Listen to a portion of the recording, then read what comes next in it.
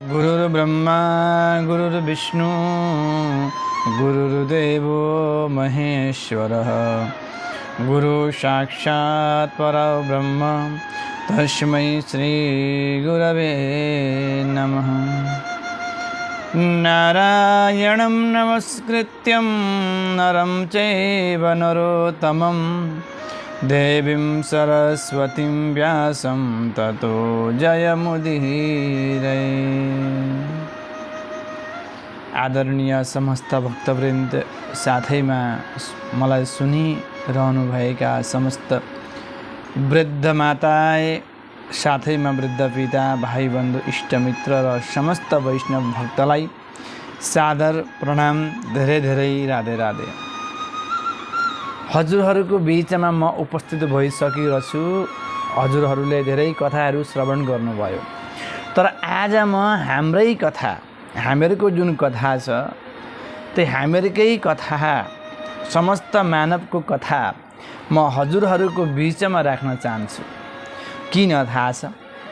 अहिलेको परिवेशमा, अहिलेको परिस्थितिमा समस्त मानवहरू कष्टले, भयले, आक्रान्तले ग्रसित भएका छन्। साथैमा अहिलेका जुन मानवहरू हुनुहुन्छ है, अहिले हामीहरू जुन छौँ, हामीहरूको हृदयमा अनेक प्रकारको तनाव, हामीहरूको मुखार आकृति उज्यालो छैन। काममा विमुग्ध अथवा क्रोधमा विमुग्ध भएर कुनै न तृष्णाले, कुनै न आकर्षणले हामीहरू व्यस्त भएर ग्रसित भएका छौँ। हजुरहरूको बीचमा म आज हामीहरूकै कथा, मानवकै कथा म राख्न चाहँदैछु। धेरै कथाहरू श्रवण गर्नुभयो होला, श्रीमद् भागवत महापुराण श्रवण गर्नुभयो होला, शिव महापुराण पनि श्रवण गर्नुभयो होला, आदि आदि धेरै कथाहरू हजुरहरूले श्रवण गर्नु भए तापनि आज म हजुरहरूको बीचमा एउटा यति सुन्दर, यति सहज, यति सुरम्य, यति पावन, यति परम पवित्र म कथा हजुरहरूको बीचमा म राख्न चाहँदैछु। त्यो कथा के हो भन्दाखेरि, त्यो कथा हाम्रो कथा, त्यो कथा समस्त मानवको कथा। हर कोही व्यक्ति यही चाहन्छ, जीवन सफल होस्, मेरो जीवन सुखमय होस्, मेरो जीवन शान्तिमय होस्, मेरो जीवन आनन्दमय होस्। र दोस्रो नम्बरको सुख यो चाहन्छ मान्छेले, मेरो जीवनमा गुणवती सुशीला कन्यासँग विवाह होस्। अर्को चाहन्छ मेरो जुन नौकरी अत्यन्त श्रेष्ठ र राम्रो होस्। चौथामा मानवले के चाहन्छ भन्दाखेरि, मेरो परिवारमा अथवा मेरो जीवनमा मेरा जुन छोरा छन्, छोरा गुण युक्त भएका हुन्, सुशील स्वभावका भएका हुन्। यानि कि व्यक्तिले, हर व्यक्तिले आफ्नो पुत्रमाथि एउटा आसक्त राखेको हुन्छ, ताकि बुढेसकालमा आफ्नो छोराले मलाई हेर्छ। सबसे ठुलो भुल यो हामीहरूको। यो संसारमा कसैले हेर्दैनन्। मलाई त्यस्तो लाग्दैन कि मलाई कसैले हेर्छ, मलाई यस्तो लाग्दैन कि तपाईँको दुःख देखेर कसैको हृदय पग्लिन्छ, मलाई यस्तो लाग्दैन। किनकि यो चला आएको परम्परा हो। तपाईसँग दुःख छ, तपाईँले भोग्नुपर्छ। तपाईसँग सुख छ, तपाईँले भोग्नुपर्छ। तपाईसँग रोग छ, तपाईँले भोग्नुपर्छ। अर्को मान्छे आएर तपाईँको रोगलाई भोग्दैन, अर्को मान्छे आएर तपाईँको सुखलाई भोग्दैन, अर्को मान्छे आएर तपाईँको दुःखलाई भोग्दैन। आफूले गरेको कर्मको फल र आफ्नो प्रारब्धको फल आफूले भोग्नुपर्छ। भन्नुहोस् राधे राधे। हजुरहरूको बीचमा म एउटा सुन्दर कथा म राख्छु। यो कथा हजुरले सुनिदिनु होला। र यो कथालाई हजुरले मनन गरिदिनु होला। हेर्नुहोस्, श्रवण गर्दा मात्रै हुँदैन, यो कानले सुनेर यो कानले उडाइदिँदाखेरि केही फाइदा छैन। अगर तपाईले यो जुन कथा छ यो कथालाई मनन गर्नुहुन्छ, तपाईलाई लाग्छ कि म यो कथा श्रवण गरेर म चिन्तन गर्छु, यो कथाले के भन्दैछ, यी वाक्यले के भन्दैछन्, यी शब्दले के भन्दैछन्, कतै एउटा शब्दले तपाईको जीवनको चरित्र, तपाईको जीवनको विचार, तपाईको जीवनको आकृति, तपाईको हिँडाइ, तपाईको बोलाइ, तपाईको चालाइ, तपाईको सम्पूर्ण जीवन बदलाइदिन्छ कि अथवा मेरो एउटा यस्तो एउटा शब्दले हजुरको जीवन बदलिने हो कि अथवा मेरो एउटा यस्तो वचनले हजुरको जीवन सुधार्ने हो कि अथवा मेरो यस्तो एउटा वचन हजुरलाई चाहिएको छ कि कुनै एउटा शब्द हजुरलाई चाहिएको छ कि जुन शब्दले गर्दाखेरि हजुरको जीवन, हजुरको विचार, हजुरको आचार, हजुरको संस्कार बदलिन्छ कि? यी धेरै कुराहरू सोच्नु पर्दछ सुन्नुभन्दा अगाडि। अलिकति मात्रै सुनेर हुँदैन, श्रवण त भरपूर मात्रामा गर्नुपर्छ। र वास्तविकमा अहिले जुन परिस्थिति चलिरहेको छ यो परिस्थितिमा हामीलाई चाहिने के भन्दाखेरि धन, अधिक से अधिक हामीलाई धन चाहिएको छ, अधिक से अधिक हामीलाई पुत्र चाहिएको छ, अधिक से अधिक हामीलाई पुत्रको स्नेह चाहिएको छ। तर म के भन्छु भन्दाखेरि हजुरको कर्मको अनुसारले, हजुरको प्रारब्धको अनुसारले अहिले हजुर गरी खाइरहनु भएको छ। हजुरको कर्मको प्रभावले, प्रारब्धको प्रभावले हजुरलाई आफ्नो जीवनमा सुख, हजुरलाई आफ्नो जीवनमा दुःख, हानि, लाभ, जय, यो आफ्नो एउटा जुन प्रारब्धको कर्मको फलले हामी समस्त मानवहरूले भोगिरहेका छौँ।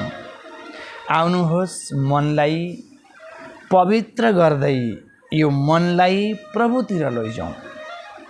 यो मनले चाहन्छ कि यो मन हमेसा हमेसा यही चाहन्छ कि यो मन प्रभुतिर जाओस्। तर के गर्नुहुन्छ, समय छैन हामीसँग, त्यो परिवेश हामीसँग छैन। जुन परिवेशमा बसेर, जुन परिवेशमा गएर यो मनलाई भगवानपट्टि लगाउँ, यो हामीमा छैन।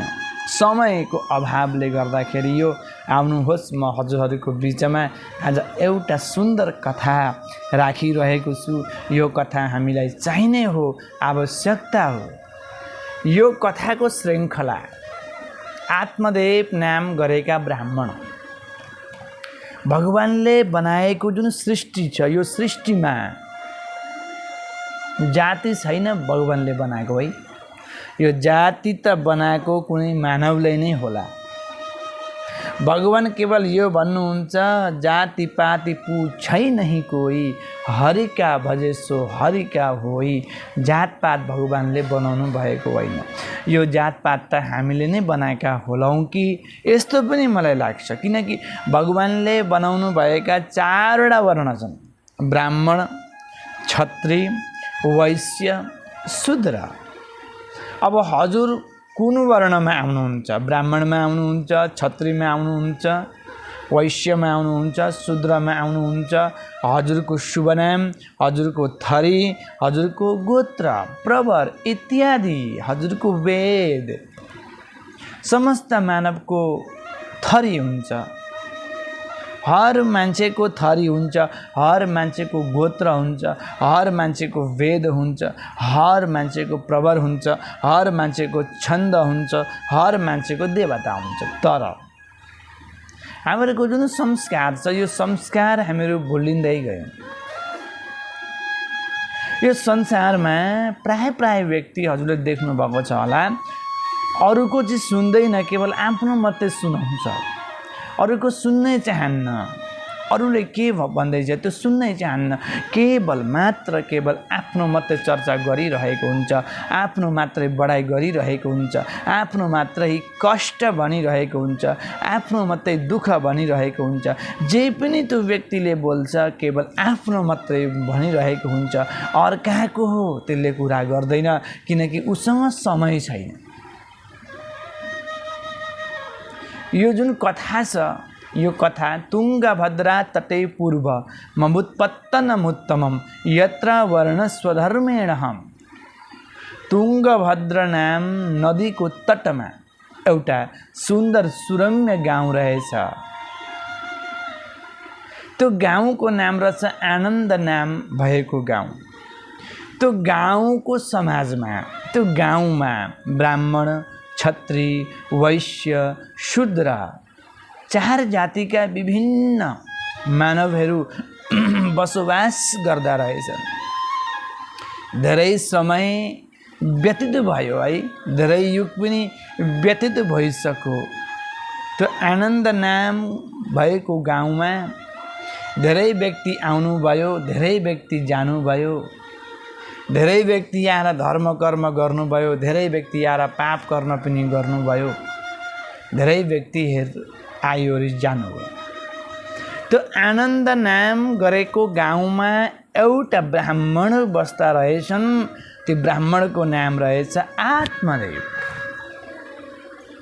आत्मदेव नाम गरेका ब्राह्मण त्यही आनन्द नाम गरेको गाउँमा, त्यही समाजमा बसोबास गर्दा रहेछन्।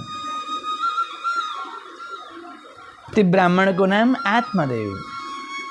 अब म तपाईलाई भन्दैछु, आत्मदेव चाहिँ हामीहरू हौँ।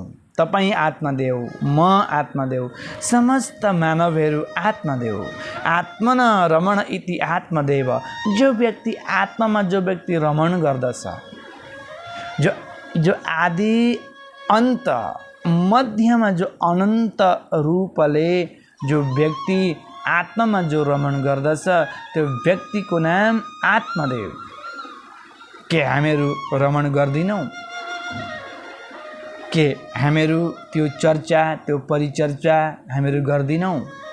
हामीहरू पनि आत्मामा रमण गर्दछौँ। तर कति बेला हामीहरू रमण गर्दछौँ भन्दाखेरि जब हामीलाई घोर सङ्कट आउँछ, अथवा जब हामीलाई घोर दुःख आउँछ, अथवा जब हामीलाई घोर रोग आउँछ, त्यो बेलामा हामीहरू आत्मामा रमण गर्दछौँ, प्रभुलाई सम्झिन्छ। आत्मामा रमण गर्नु भनेको के हो भन्दाखेरि प्रभुलाई सम्झिनु। आत्मा नै प्रभु, प्रभु नै आत्मा, अथवा आत्मा नै मन, अथवा आत्मा नै म, अथवा आत्मा नै तपाईँ, अथवा आत्मा नै संसारमा बसोबास गर्ने हर प्राणी, हर जीव, हर मानव, ती मानवको नाम आत्मदेव। आत्मदेव नाम गरेका ब्राह्मण द्वितीय इव भास्कर, वेद वेदाङ्गमा निपुण भएका, शास्त्रमा निपुण भएका ज्ञानी। के हामीलाई के वेदको बारेमा के जान्ने इच्छा हुन्छ? के हामीलाई ज्ञानी बनिने इच्छा हुन्छ? के हामीलाई धनी बनिने इच्छा हुन्छ? के हामीलाई कामले सताउँछ? के हामीलाई हर प्रकारको सुख चाहिँदैन? चाहिन्छ। त्यस्तै ती आत्मदेवलाई पनि हर प्रकारको सुख को खोजीमा लागेर आफ्नो घरमा नाना किसिमका विषय हो गर्ने सामग्रीहरू घरमा रहेछन्। आत्मदेव नाम गरेका ब्राह्मण वृद्ध अवस्थामा भएका आत्मदेवका मातापिता स्वर्गवास हुनुभयो। आत्मदेव घरमा एक्लै भए। समाजका अग्रगण्य अथवा ज्ञानी व्यक्तिहरूले विचार गरे आत्मदेव नाम गरेका ब्राह्मण घरमा त एक्लै छन्, माता पनि हुनुहुन्न, पिता पनि हुनुहुन्न, कोही पनि हुनुहुन्न, यति धेरै धन छ, यो धनको सदुपयोग कसरी हुन्छ त? यो धनको रखवाल गर्नेवाला, यो धनलाई हेर्नेवाला को चाहिँ छ र? कोही पनि छैन। समस्त ग्रामवासीले विचार गरेर आत्मदेव नाम गरेको ब्राह्मणको विवाहको लागि चिन्तन गर्न थालेर आज आत्मदेवको पनि विवाह भयो र आत्मदेवकी श्रीमतीको नाम थियो अशान्ति देवी। हेर्नु, आत्मा र मनको भिन्नता छ। यदि दुई आत्मा दुई मन एकै भयो भने संसारमा जति धेरै घोर कष्ट आए पनि दुवै आत्मा एउटै भयो भने चाहिँ जीवन सुखमय हुन्छ, जीवन आनन्दमय हुन्छ।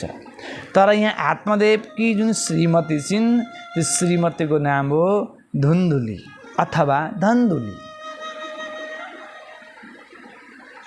आत्मदेवको जुन एउटा ऋषि परम्परा अनुसारले जुन कर्म गर्नुहुन्थ्यो, किनकि ऋषि परम्परा अनुसारले चल्न बहुत कठिन छ। गृहस्थी आश्रममा अथवा गृहस्थी घरमा ऋषि परम्पराको अनुसारले चल्नु पर्दछ। त्यस्तै आत्मदेव जुन ब्राह्मण हुनुहुन्थ्यो उहाँको जुन दिनचर्या थियो श्रीमतीदेखि अलिकति भिन्नता थियो। आत्मदेव नाम गरेका ब्राह्मणको जुन दिनचर्या थियो उहाँ ठिक ब्रह्म मुहुर्तमा उठ्नुहुन्थ्यो, तुङ्गभद्रा नदीमा गएर स्नान गर्नुहुन्थ्यो, सन्ध्या वन्दन गर्नुहुन्थ्यो, सूर्य अर्घ्य दिनुहुन्थ्यो, दान पुण्य गर्नुहुन्थ्यो, गौमाताको सेवा गर्नुहुन्थ्यो, ब्राह्मणको सेवा गर्नुहुन्थ्यो, सन्तको सेवा गर्नुहुन्थ्यो, सत्सङ्ग गर्नुहुन्थ्यो। धेरै काल व्यतीत भइसक्यो। धर्म कर्म त गरिन्छ गुरुजी, धेरै म धर्म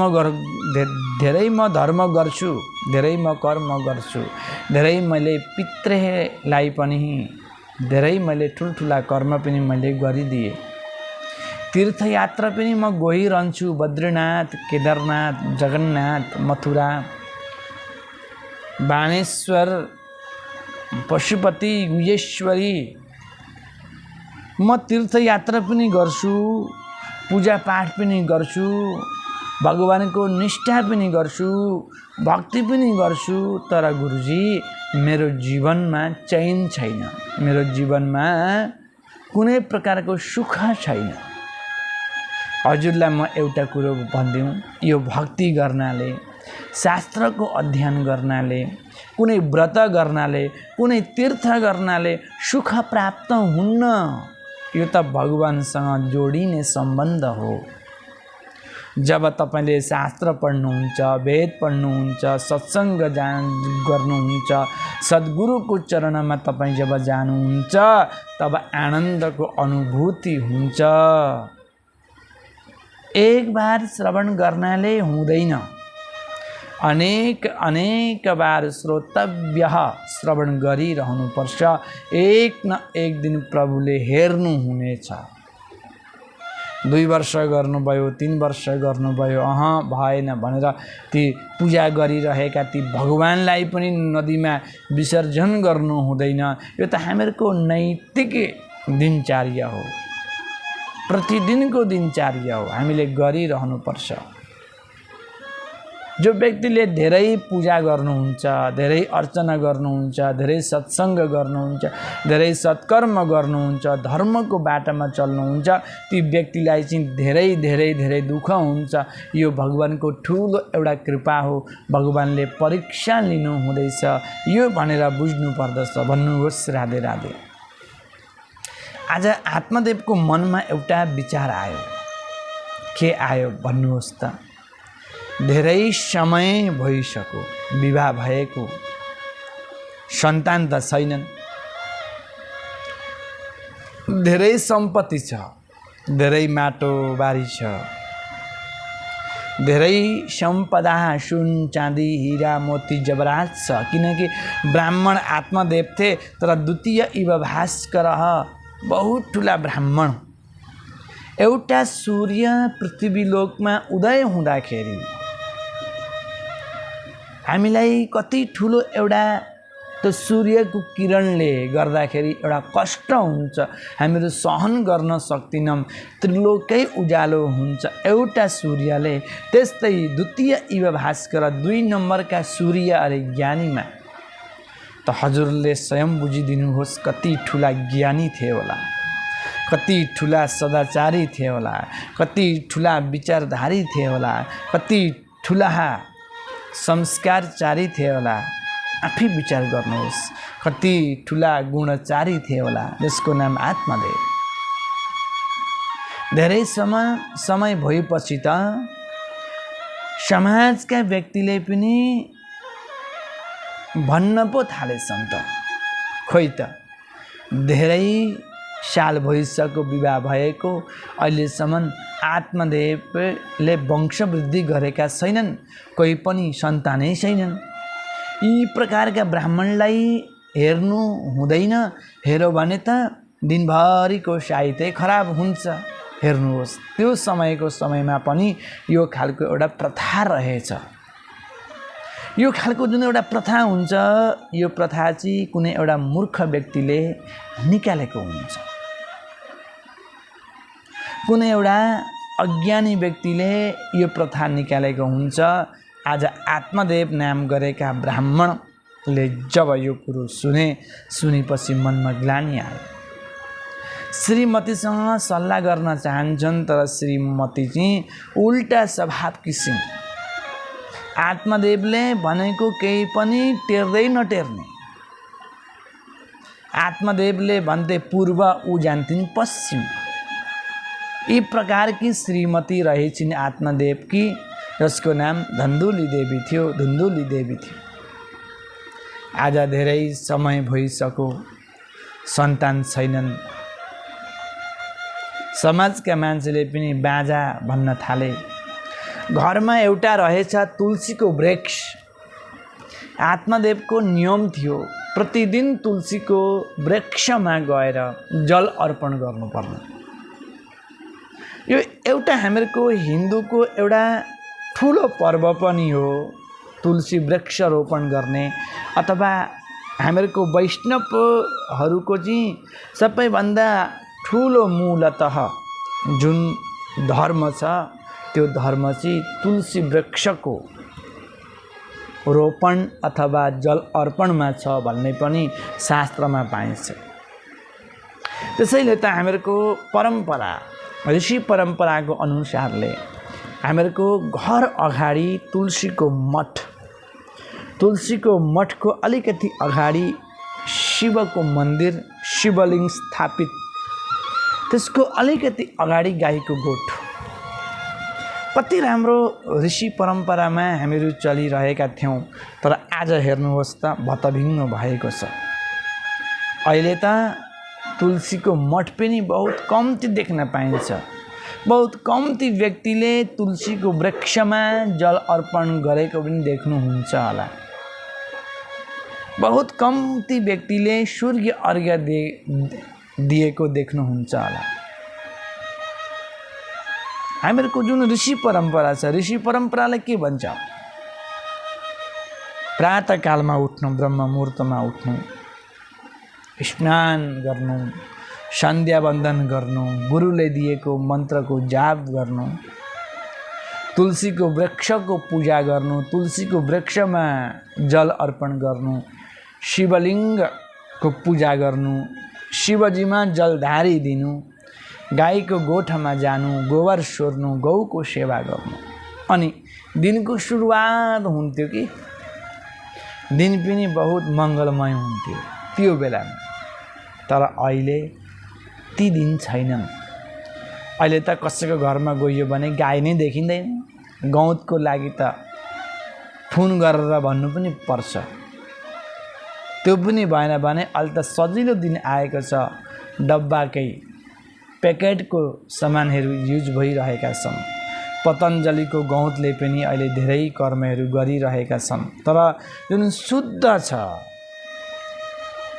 जुन धर्म छ, धर्मले यही भन्दछ शुद्ध गहुँ गौँतको इस्तेमाल गर्नुपर्दछ। अब आत्मदेवले तुङ्गभद्रा नदीको तटमा गएर स्नान गरेर ध्यान गर्दथे, गायत्रीको वन्दन गर्दथे, जाप गर्दथे। धेरै समय भइसक्यो, पुत्र छैनन्, सन्तानको वृद्धि छैन। मान्छेले टोक्न पनि थाले, भन्ने नभन्ने पनि भन्न थाले। सूर्य अर्घ पनि दिन्थे, तुलसीको वृक्षमा जल अर्पण पनि गर्थे, तर तुलसीको वृक्ष चाहिँ मुर्झाइरहेको हुन्थ्यो, यानि कि सुकिरहेको हुन्थ्यो। एउटा गाई रहेछ, त्यो गाई पनि बाँझको बाँझै नै भइरहेको रहेछ। आत्मदेवको मनमा ठुलो ग्लानि भयो। कतै मैले दिएको जल पितृले त पाएका त छैनन् नि, म प्रतिदिन नै पितृलाई जल दिन्छु, यो जल त स्वीकार त गरेका छैनन् नि। मलाई यस्तो लाग्छ, मेरो घरमा तुलसीको मठमा भएको तुलसीको बिरुवा पनि मुर्झाइरहेको छ, मरिरहेका छन्। मेरो गोठमा भएको गाङ्गी गाई पनि बाँझको बाँझै नै छ। मेरो बारीमा फलफुलका वृक्षहरू छन्, फलफुल हुन्छन्, तर अहिले त ती फलफुल पनि फल्नै छोडे। मनमा एउटा ग्लानि भएछ, अब सल्लाह गर्नु कोसँग गर्नु? आत्मदेवको मनमा विचार भयो, श्रीमतीसँग सल्लाह गरौँ। तर श्रीमती चाहिँ बिल्कुल आत्मदेवदेखि भिन्न प्रकारकी। आत्मदेवले पूर्व भन्दाखेरि श्रीमती पश्चिमतिर जाने। अब सल्लाह त गरौँ, कोसित गरौँ? आत्मदेवले धेरै चिन्ता गरे, धेरै पुत्रको लागि धेरै थोक गरे, ठुल्ठुला यज्ञ आदि पनि गरे, ठुल्ठुला हवन आदि पनि गरे, दान धर्म पनि गरे, व्रत पनि गरे, त्यही पनि सन्तान भएन। अहिलेको दिनमा पनि सन्तानको लागि धेरै चाहना, सन्तान यदि भएनछन् भने धेरै चाहना हुन्छ, धेरै कुराहरू हुन्छन्। तर आज म हजुरहरूको बिचमा सन्तानको एउटा कथा लिएर आउँदैछु। सन्तान हुनु सही हो, सन्तान हुनु के गलत हो, सन्तानले के सुख पाइन्छ, सम्पूर्ण वृत्तान्त जानकारी म हजुरहरूको बिचमा आज राखिदिन्छु। हजुरहरूले ध्यानपूर्वक यो कथा, यो प्रसङ्ग सुनिदिनु होला भन्ने आशा म राख्दैछु। जय श्री कृष्ण, राधे राधे। धेरै समय व्यतीत भइसक्यो, सन्तान छैनन्। हजुरलाई एउटा कुरो थाहा छ, कुनै व्यक्तिको घरमा, कसैको घरमा खानेवाला धेरै हुन्छन्, तर त्यो घरमा अन्न हुँदैन। कुनै घरमा अन्न धेरै हुन्छ, तर खानेवाला कोही पनि छैनन्, अन्न बर्बाद भइरहेको हुन्छ। यो त भगवानको सृष्टि हो। कसैको घरमा चुलो बलिरहेको छ, कसैको घरमा चुलो बलेको छैन, कसैको घरमा अन्न प्रशस्ति छ, खानेवाला कोही छैनन्, कसैको घरमा खानेवाला धेरै छन्, अन्न छँदै छैन। त्यस्तै भएछ आत्मदेवको घरमा अन्न, तेल, खाद्य सामग्रीहरू र साथैमा विषय भोगको लागि गर्नुपर्ने, विषय वासनाको लागि गर्नुपर्ने सामग्रीहरू र सम्पदा सम्पूर्ण हिसाबले भगवानले दिनुभएको छ, तर सन्तान छैनन्। यसको मतलब के हो भन्नुभयो? यो संसार परिपूर्ण छैन। संसारमा कोही पनि व्यक्ति परिपूर्ण भएर बसोबास गर्नुभएको छैन, कहीँ न कहीँ अपूर्णै छ। पूर्णता केवल पूर्णमिदं पूर्णस्य पूर्णमुदच्यते, पूर्णमदः पूर्णमिदं पूर्णस्य पूर्णमुदच्यते, पूर्णस्य पूर्णमादाय पूर्णमेवावशिष्यते।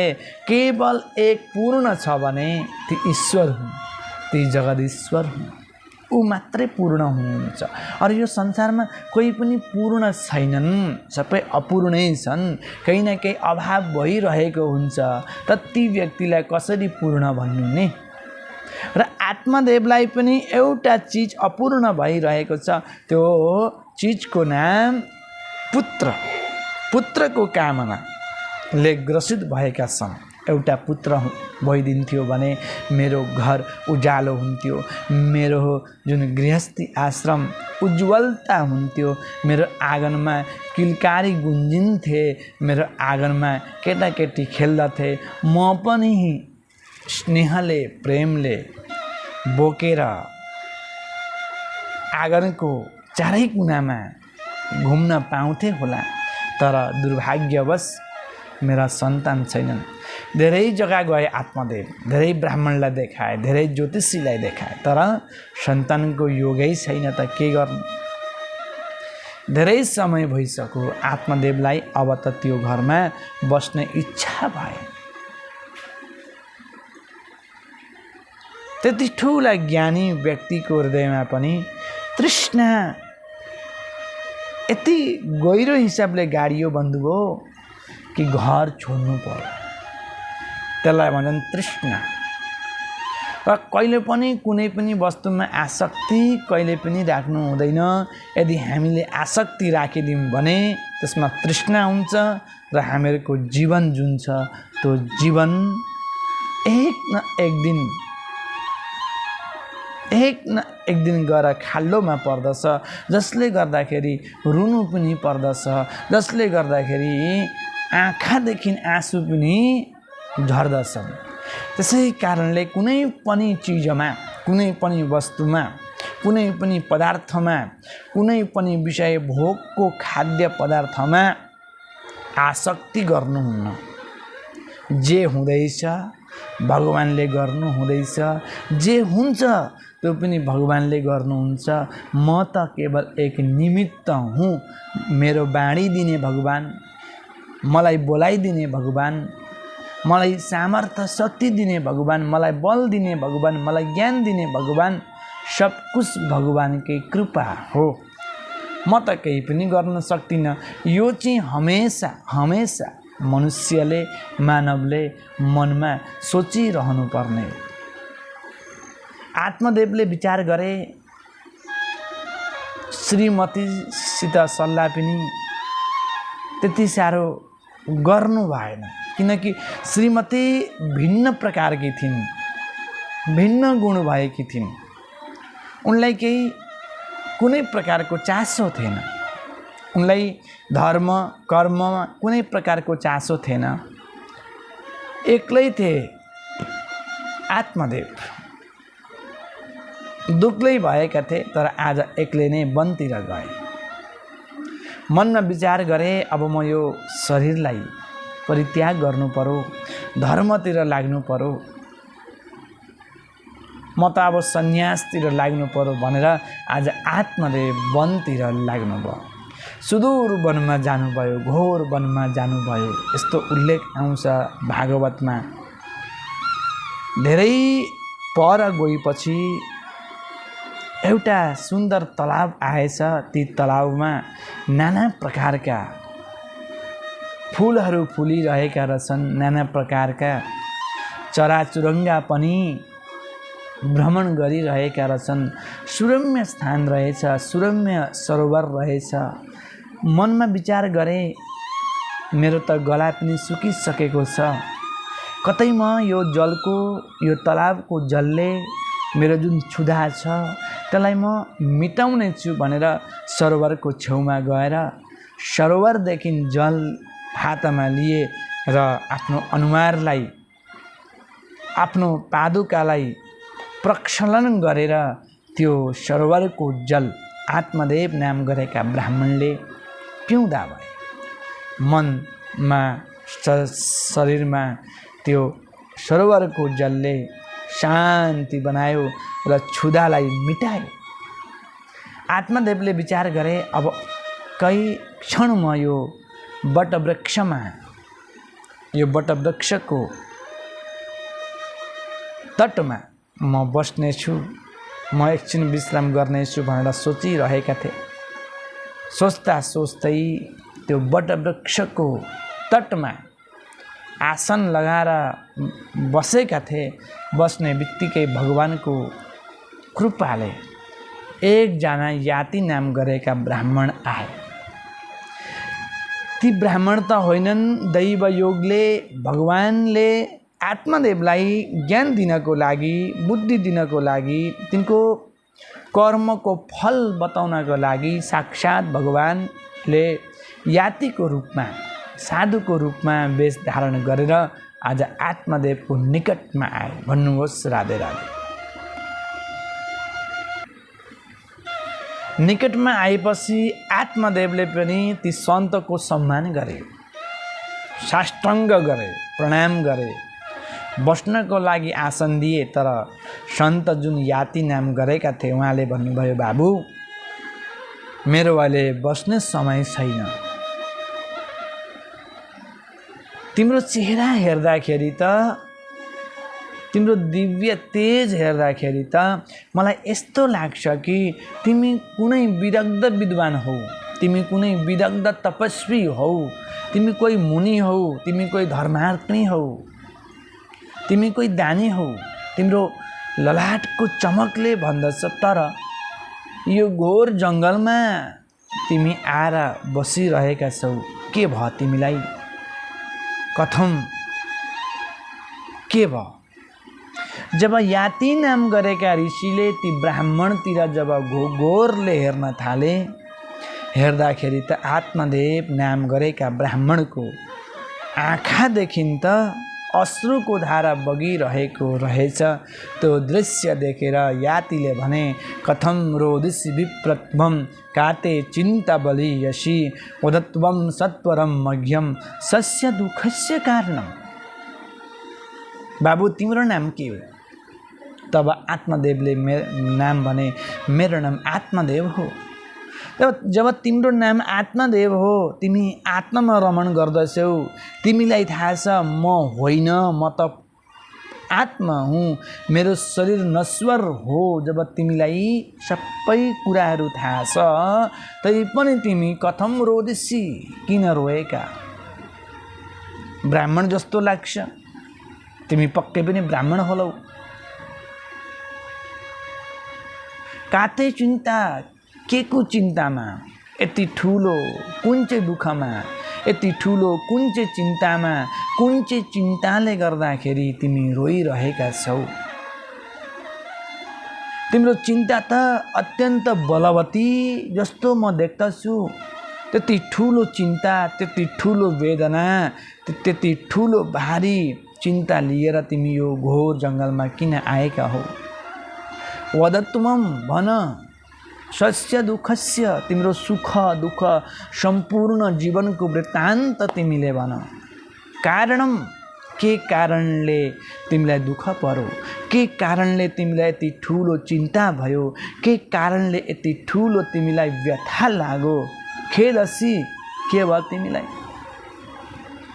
तब ब्राह्मणले भन्न थाले, हे ऋषिवर, हजुरले मलाई त सोध्नुभयो किन रोको, के को चिन्ता भनेर।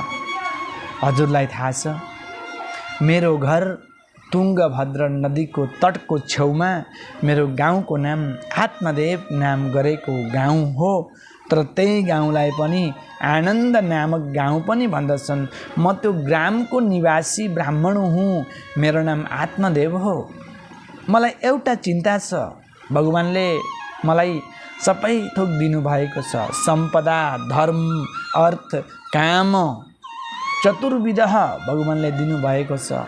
मेरो पनि एउटा घर थियो, मातापिता त स्वर्गवास जानुभयो, समाजको व्यक्तिहरूले मेरो विवाह गरिदिनु भयो। विवाह मैले गरेँ, धेरै साल भइसक्यो, पुत्र छैन, मेरो घरमा खानेवाला छैन, मेरो घरमा सम्पदा धेरै छ। दिग्जीवितम प्रजाहीनम दिग्गृहञ्च प्रजाम बिना, त्यो घरलाई पनि धिक्कार छ जुन घरमा साना बालबच्चाको किलकारी हुँदैन, त्यो घरलाई पनि धिक्कार छ। जुन घरमा पुत्र नै छैन त्यो कुललाई पनि धिक्कार छ। जुन कुलमा कुनै पुत्र नै छैन त्यो धनलाई पनि धिक्कार छ, त्यो बारीलाई पनि धिक्कार छ, त्यो धनलाई पनि धिक्कार छ जो धन खानेवाला कुनै पुत्र छैन। तब याति नाम गरेका ऋषिले भने, हे ब्राह्मण देवता, तिमी यति ठुला ज्ञानी विदग्ध ज्ञानी छौ, तैपनि तिमी हरिको भजन नगरेर पुत्रको तृष्णाले तिमी युक्त भएका छौ, यो त बिल्कुल सही होइन। तब आत्मदेव नाम गरेका ब्राह्मणले अझै भने, मेरो घरमा एउटा फलको वृक्ष छ, त्यसमा फल लाग्दैन, त्यो फलको वृक्ष पनि मुर्झाउँछ। मेरो घरमा तुलसीको बिरुवा मठमा छ, तर त्यो बिरुवा पनि मुर्झाउँछ, कहिल्यै पनि यसमा फुल लाग्दैन। मेरो घरमा सुख समृद्धि वैभव महालक्ष्मीको कृपा छ, तर मेरो घरमा सन्तान छैनन्, मलाई बाँझो भन्न थाले। ए याति ऋषिवर, हजुरले विचार गरिदिनु होला। तब याति नाम गरेका ऋषिले आफ्नो दिव्य दृष्टिको माध्यमले, आफ्नो दिव्य ज्ञानको दृष्टिले ललाटको रेखा हेरेर भने, सप्त जन्मभरि तब पुत्रो नैव च नैव च। तिमी त यो जन्मको कुरा गर्छौ हे याति। यो चाहिँ यातिले भन्दैछन्, हे आत्मदेव, तिमी यो जन्मको कुरा गर्दैछौ कि सन्तान छैनन् भनेर, तर मैले तिम्रो ललाटको रेखा हेरेर मैले भनिसकेँ 7 जन्म त कुनै पुत्र नै छैनन्। अब त आत्मदेव नाम गरेका ब्राह्मण त छटपटाउन थाले र भन्न थाले, यदि हजुरले मलाई आशिष वचन दिनु भएन, यदि हजुरले मलाई कृपा गर्नु भएन भने, हजुरले मलाई पुत्र प्राप्त हुने कृपा गर्नु भएन भने, म आज म हजुरकै चरणको छेउमा, हजुरको आँखाको छेउमा, हजुरको छेउमा म मेरो शरीरलाई म अन्त गर्नेछु। म रहन्न, म यो संसारमा म रहन्न, मलाई कुनै अधिकार छैन, मलाई पुत्र चाहिन्छ। याति नाम गरेका ऋषिले धेरै सम्झाए, यो पुत्र तिमी छोड, भगवानपट्टि लाग। सगरका पनि छोरा थिए 60,000, कुनै छोरा काममा आएनन् भरे सगर राजालाई पनि रुनु पर्यो, तिमीलाई पनि रुनु पर्छ, 7 जन्म तक सन्तानको योग छैन। धेरै जब रुन थाले आत्मदेव, धेरै कराए, धेरै चिल्लाए, धेरै रुन थाले। तब याति नाम गरेका ब्राह्मणले एउटा फल आफ्नो झोलादेखि निकालेर आत्मदेवको हातमा राखिदिएर भने, 1 वर्षसम्म तिमीले आफ्नो श्रीमतीलाई सत्यम शौचम दया दानम एक भक्तम तु भोजनम वर्षा वधिस्त्रिय कार्य तेन पुत्रोति निर्मला। 1 वर्षसम्म तिमीले आफ्नो श्रीमतीलाई 1 वर्षसम्म सत्य बोल्नु, शौचमा रहनु, पवित्रतामा रहनु, दान दिनु, ब्राह्मणको सेवा गर्नु, सन्तको सेवा गर्नु, गौको सेवा गर्नु, सदाचारमा रहनु, सुन्दर आचारमा रहनु, सुन्दर विचार ल्याउनु, समस्त गुणलाई हटाइदिनु र सत्यम वदः धर्मम चरः आचार्य देवो भवः। र यो फललाई मैले भनेको नियमको अनुसारले तिम्रो श्रीमतीले ग्रहण गरेर, यो नियमलाई यदि श्रीमतीले पालन गरिन् भने तिम्रो घरमा तिमी भन्दा पनि ठुलो ज्ञानी पुत्र हुनेछ। यति ठुलो आशीर्वाद दिएर याति नाम गरेका ब्राह्मण पनि आफ्नो बाटो लागे।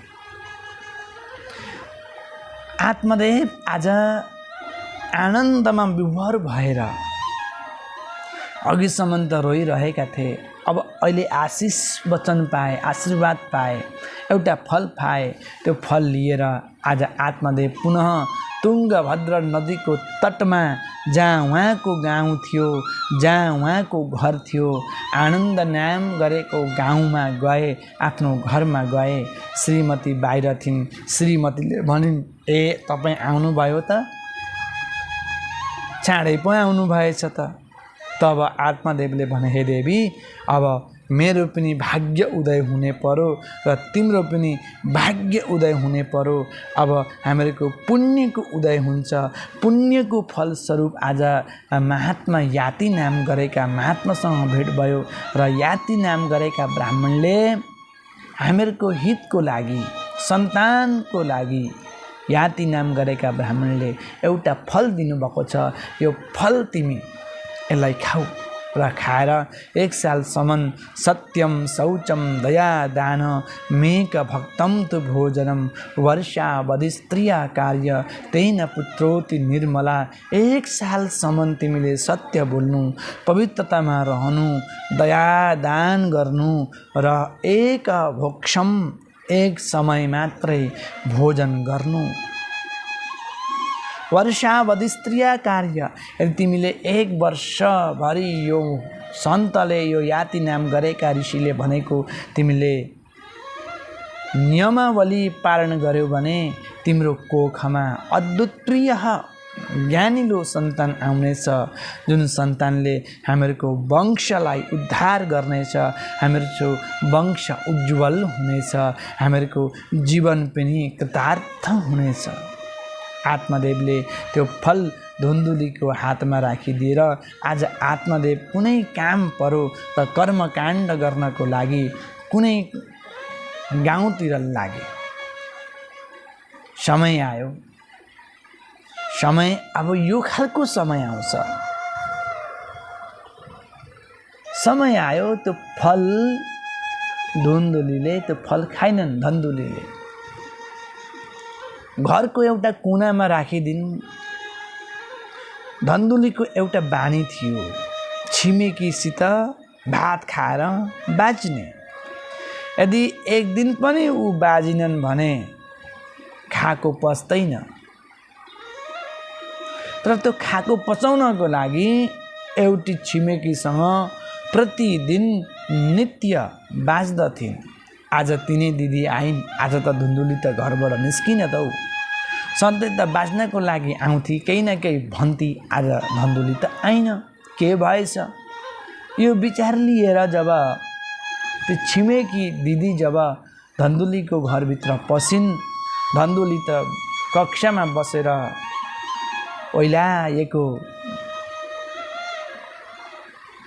ओइलाएको पात जस्तो ओइलाइरहेको देखेर ती दिदीले प्रश्न गरिन्, ए बहिनी, के भयो तिमीलाई आज?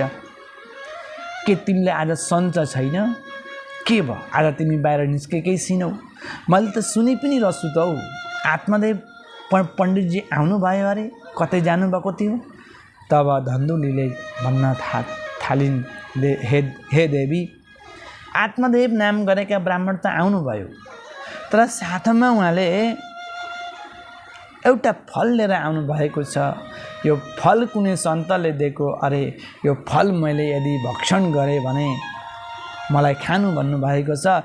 यदि मैले यो फल खाएँ भने फलभक्षेण गर्भस्यात् गर्भिणो दरवृद्धितः स्वल्पवृक्षम। यो फल मैले खाएँ भने मेरो पेट ठुलो हुन्छ, मेरो भुँडी ठुलो भयो भने म कुद्न सक्दिनँ, म कुद्न सकिनँ भने घरमा कुनै बेला आगो लाग्यो भने म कसरी कुद्नु? सबैजना कुदेर बाहिर निस्किन्छन्, म त कुद्न सक्दिनँ। यो फललाई म के गरौँ त्यही विचार गरेर दिनभरि म बसिरहेको छु। तब ती छिमेकी दिदीले भनेछिन्, होइन नि, यो फल त तिमी खाऊ।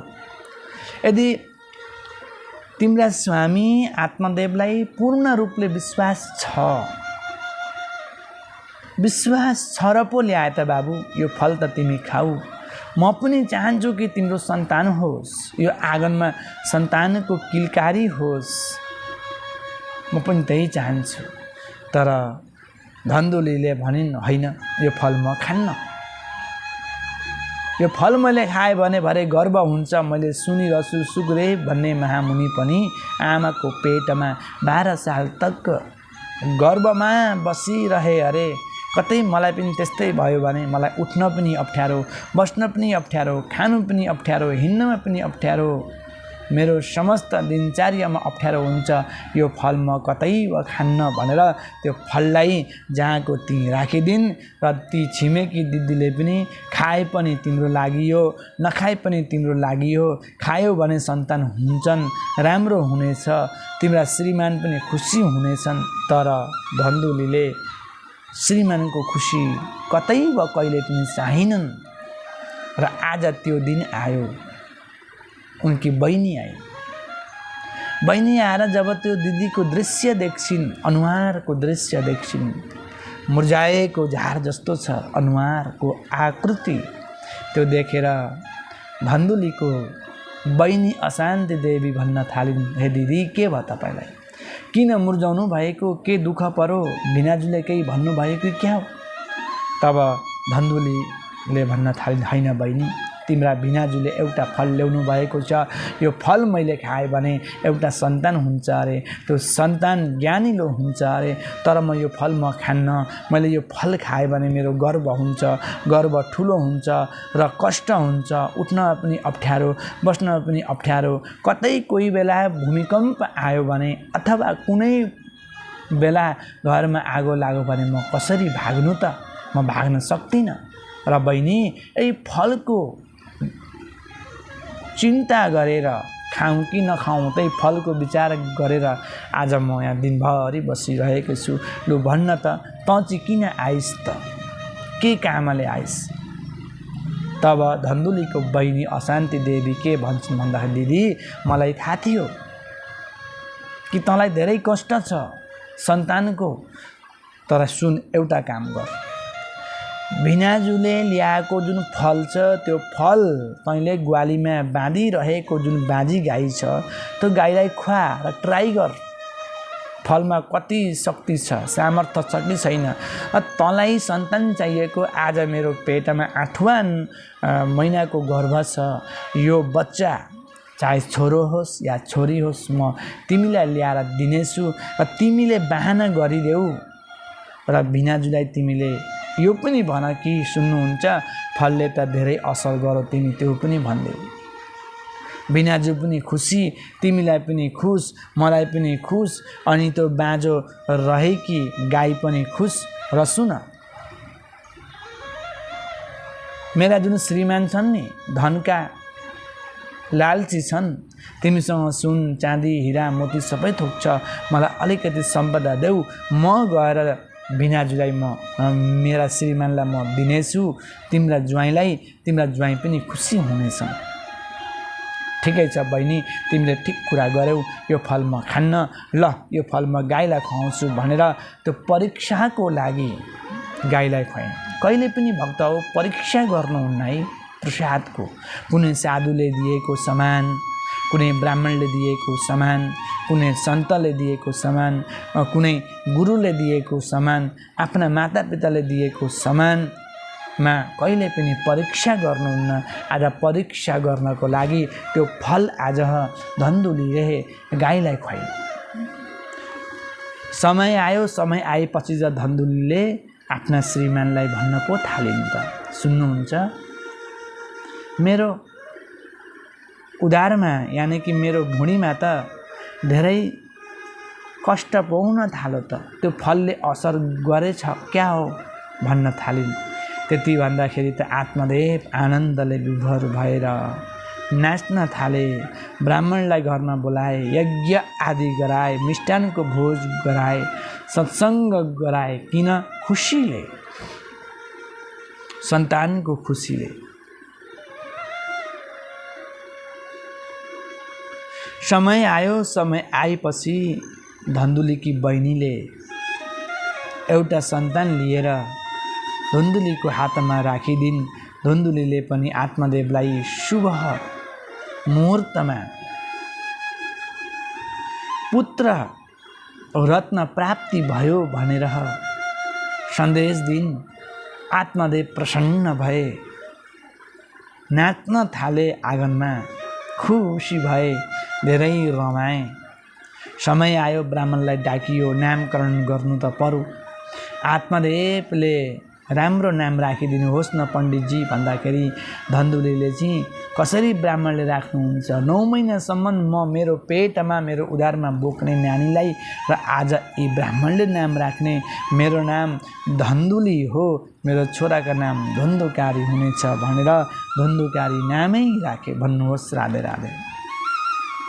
यता 1-2 महिना पछाडि गोठमा बाँधिरहेको जुन बाँझी गाई थियो गाङ्गी नाम गरेको गाई त्यो गाईको पनि अत्यन्त सुन्दर निर्मल एउटा सन्तान भयो। त्यसको जुन स्वरूप थियो मानवकै स्वरूप थियो तर कान चाहिँ ठुला ठुला थिए। त्यो कान ठुला ठुला हुनाले आत्मदेवले त्यो गौको सन्तानको नाम गोकर्ण राखिदिए र आत्मदेव अझै खुसी भए। गौमाताले पनि मानव आकारको सन्तान दिनुभयो र मेरो घरमा पनि सन्तान भयो। 2टा छोरा पो भए त। हिजो अस्तिसम्म एउटै थिएन, आज त भगवानले सुन्नुभयो मेरो। भगवानले आज सुनिदिनु भयो, आज पुत्र भए 2टा। समय आयो बढ्दै गए, शुक्ल पक्षको चन्द्रमा जस्तो बढ्दै गए। आत्मदेवले विचार गरे म जस्तै विदग्ध ज्ञानी म बनाउने छु भनेर वनरस पठाए। धेरै समय भयो जब आफ्नो घरमा आए त्यो बेलामा त धन्दुकारी महाखल गोकर्ण पण्डितो ज्ञानी धन्दुकारी महाखल। गोकर्ण ज्ञानी भएर आए, धन्दुकारी सिंह अज्ञानको ठुलो मूर्खको जड लिएर आफ्नो घरमा आए। मातापितालाई नमान्ने, मातापिताको आदर सत्कार नगर्ने, संस्कार नलिने, पिताले गरेको धर्मलाई नविचारिकन त्यागिदिने, हिंसक शस्त्रधारी च दीनं दानं प्रपीडक चाण्डाल भिरतो नित्यं पाशहस्ता ससङ्गतः। अनेक प्रकारको शस्त्र अस्त्र लिएर कुकुरको टोली लिएर शिकार गर्न जान्थे। शिकार खेल्दा खेल्दा खेल्दा खेल्दै ठुला चोर भए, ठुला डाकु भए। आत्मदेव धुरु धुरु रुन थाले। आज त्यही दिन याद आयो, ती याति नाम गरेका ऋषिले त भनेका थिए नि सन्तानदेखि सुख छैन, 7 जन्मवधि तब 7 जन्म तक तिमीलाई सन्तानको सुख छैन। सगरलाई पनि ठुलो पीर भएको थियो, ठुलो कष्ट भएको थियो। धुरु धुरु रुन थाले। गोकर्ण महाराज पुनः पढ्नको लागि काशी गए। यता धन्दुकारीले त आफ्नो घरमा मदिराको बोतल पनि ल्याउन थाल्यो। त्यो दृश्य देखेर पिताले धेरै सम्झाए, ओ छोरा हामीहरू ब्राह्मण हौँ, हामीहरू ऋषिकुल हामीहरूको हो, हामीहरू ऋषिकुलको अनुसारले, ऋषिकुल परम्पराको अनुसारले हामीहरू चल्नुपर्छ। यो हामीहरूको परम्परा होइन, यो हामीहरूको संस्कार होइन। धन्दुकारीले दोटुक धक्का दिएर आत्मदेवलाई घरबाट निकालिदिए। आत्मदेव त आज घरबाट बाहिर भए। एक समय गोकर्ण महाराज आफ्नो घरमा आउनुभयो। आफ्नो घरमा आउँदाखेरि त पिताजीको त्यो अवस्था देखेर, दर्दनाक अवस्था देखेर, धन्दुकारीले गरेको उपद्रवको त्यो अत्याचार देखेर गोकर्ण महाराज धुरु धुरु रुनुभयो। पिताजीलाई सुमसुमाउनु भयो र पिताजीले भन्नुभयो, हे गोकर्ण तिमीसँग जति पनि ज्ञान छ मलाई त्यो ज्ञान देऊ। आज मलाई ज्ञानको आवश्यकता छ। म यो संसार सागरमा म डुबेको थिएँ। म छोरो छोरो पुत्र पुत्र भन्थे, तर पुत्र पनि कोही रहेछ, सन्तान पनि कोही रहेछ। मलाई उपदेश देऊ। तब गोकर्ण महाराजले अति सुन्दर आफ्ना पितालाई उपदेश दिँदा भए। संसार सागरे मग्नम दिनम मम कर्मा निदेहे असार खलु संसारो दुःख रूप विमोहकः। हे पिताजी, यो संसारको नाम दुःखालय हो। यो संसारमा जति पनि मानवहरू छन्, जति पनि जीवहरू छन्, सबै दुःखमै डुबिरहेका छन्। सुख कसलाई पनि छैन।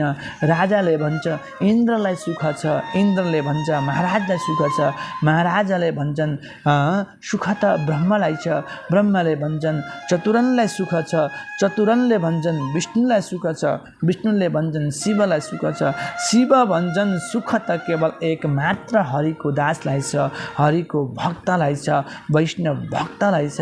यो संसार सागरमा अरू कसैलाई पनि सुख छैन। यदि हजुर आनन्द चाहनुहुन्छ, शान्ति चाहनुहुन्छ, आनन्दको सागरमा गोता लगाउन चाहनुहुन्छ भने भगवान श्री कृष्णको चरण शरण ग्रहण गर्नु। त्यसैमा आनन्द छ, त्यसैमा धर्म छ, त्यसैमा मोक्ष छ। पिताजी यति सुन्दर ज्ञान दिए। यो शरीर केही पनि होइन पिताजी। यो शरीर त मांस मज्जा अस्थिले बनिएको, पञ्चभौतिकले बनिएको, पञ्चतत्वले बनिएको शरीर हो।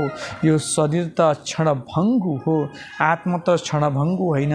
र तपाईँले आफ्नो आत्मालाई भगवान श्री कृष्णको चरणतिर लगाउनु, आफ्नो मनलाई भगवानतिर लगाउनु भनेर धेरै विस्तारले यहाँ गोकर्ण महाराजले आफ्ना श्री पिता आत्मदेवलाई सुन्दर व्याख्या गराए, आत्माको बोध गराए, ज्ञानको बोध गराए, कष्टको बोध गराए, संसारको बोध गराए र भने पनि देहिस्थिमांस रुधिरे विमति तेजत्वम। हे पिताजी यो पाञ्चयति धर्म हो, यो पाञ्चयति धर्मशाला हो। यो शरीर एउटा धर्मशाला हो। हामीहरू कहाँबाट आयौँ केही थाहा छैन, कहिले आयौँ केही थाहा छैन, कहिले जाने केही थाहा छैन।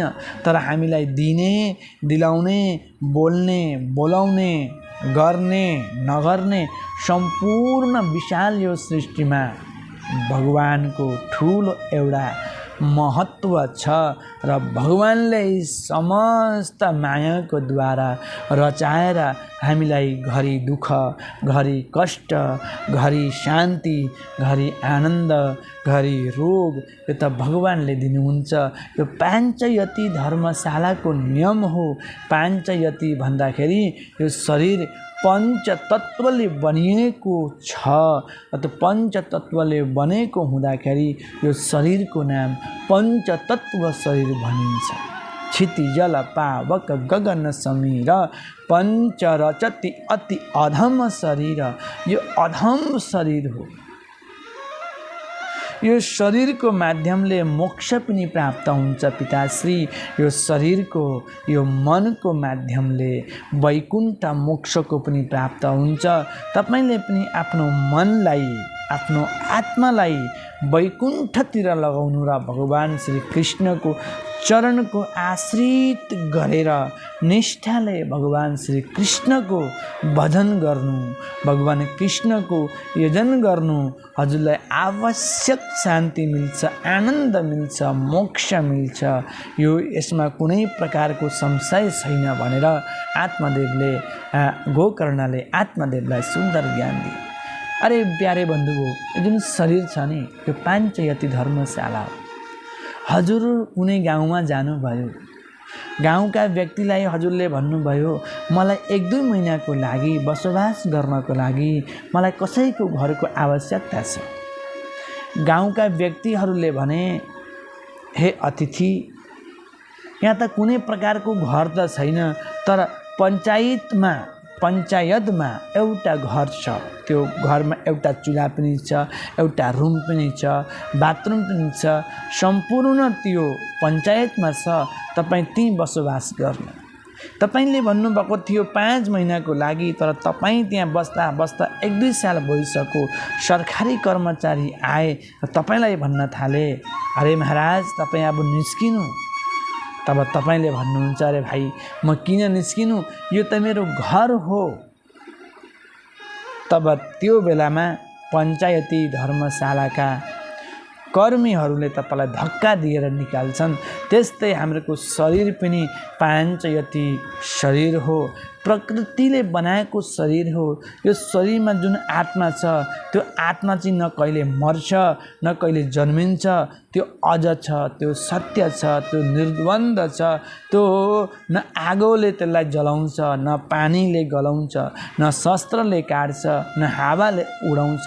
हे पिताजी, यो पाञ्चयती धर्मशालाबाट तपाईँ पर भएर भगवान श्री कृष्ण प्राप्त होस् भनेर, श्री कृष्णको प्राप्ति होस् भनेर आफ्नो मन र आत्मालाई दुवैलाई भगवानतिर लगाइदिनुहोस्। तपाईँको अवश्य पनि कल्याण हुनेछ। यो गोकर्णको मुखारबिन्दुबाट यति सुरम्य, यति सहज, यति मिठो, यति सुरम्य ज्ञान जब उनले सुनेपछि आत्मदेव धुरु धुरु रुन थाले। पक्कै पनि तिमी कुनै दिव्य कुलमा आएका हौ, तिमीमा कुनै दिव्य ऋषिहरूको आशीर्वाद छ, तिमीमा कुनै देवी देवताको असीम अनुकम्पा छ, तिमीमा यति ठुल्ठुला ज्ञान, तिमी यति ठुला ज्ञानी भएका छौ। हे पुत्र, तिमीलाई मैले प्रणाम गरेँ, तिमीलाई मैले प्रणाम गरेँ, तिमीले मेरो मार्गदर्शन गरायो भनेर आज आत्मदेव आफ्नो भागवत पुस्तक हातमा लिएर वनतिर लागेर दशम स्कन्धको पाठ गरेर अन्तिममा आत्मदेवले आफ्नो मनलाई, आफ्नो आत्मालाई, आफ्नो शरीरलाई, तन मन धनलाई भगवानको चरणमा लगाएर अन्तिममा गएर भगवान श्री कृष्णको सायुज्य प्राप्ति गरे। भन्नुहोस् राधे राधे। आत्मदेवलाई त विदाई गरे। जब गोकर्ण महाराज घरमा गए, घरमा जाँदाखेरि त धन्धुकारीको अवस्था देखेर जो व्यक्ति मूर्ख हुन्छ त्यो मूर्खलाई त ज्ञान दिन सकिँदैन। हेरिरहे, माताको अवस्था देखेर पनि हेरिरहे। जुन घर स्वर्ग थियो आज त्यो घर त नरक भइसकिरहेछ र यो पतन भइरहेको घरमा म बस्नुहुन्न भनेर कमण्डलु र माला लिएर ब्रह्मचारीको वेशमा गोकर्ण महाराज तीर्थयात्राको लागि प्रस्थान गरे। धेरै समय व्यतीत भयो। धन्धुकारीले नाना प्रकारका उपद्रव गर्न थाल्यो। गर्ने नगर्ने सम्पूर्ण कर्म त्यसले गर्यो। एक समयमा धन्धुकारीले आफ्नै मातालाई भन्न थाल्यो, माताजी, हे आमा, पिताजीले धेरै सम्पत्ति कमाउनु भयो, धेरै सम्पदा कमाउनु भयो, ती धन कहाँ छन्? तिमीले कहाँ गाडेकी छौ? कुन चाहिँ माटाको तल गाडेकी छौ? त्यो तिमीले भन, नत्र आज म तिमीलाई लत्तयान चेत, तिमीलाई म आज चिकित्सा गर्छु आफ्नो लात्तीले, यानि कि डन्ठाले। आमाले भनिन्, छोरा, के चाहिँ छ र अब घरमा? के चाहिँ बचेको छ होला? बाउले बनाएको घर स्वर्गको समान थियो, अब त केही पनि छैन। कहाँबाट ल्याउनु धन? मसँग त धनको नाममा एउटा तिनका पनि छैन, एक कौडी पनि छैन, फुटेको कौडी पनि छैन, म कहाँबाट ल्याउनु? यो जब शब्द सुनेपछि धन्धुकारीले एउटा लाठी लिएर आमालाई एक लाठी जब हान्न थाल्यो, आमा जब दुगुर्न थालिन्, दुगुर्दै कुद्दै घर अगाडि कुवा रहेछ, कुपेन त कुपमा झरिन्द्र तिनीहरू आमाको प्राणान्त भयो। समाजको मान्छेले आमाको दाहगा क्रिया आदि गरे। धेरै साल बितेर गइरहेको छ। धन्धुकारी अब घरमा एक्लै, पिता पनि हुनुहुन्न, आमा पनि हुनुहुन्न, दाजु पनि छैनन्। अब मलाई कसले के भन्ने? चोरी गर्न थाल्यो।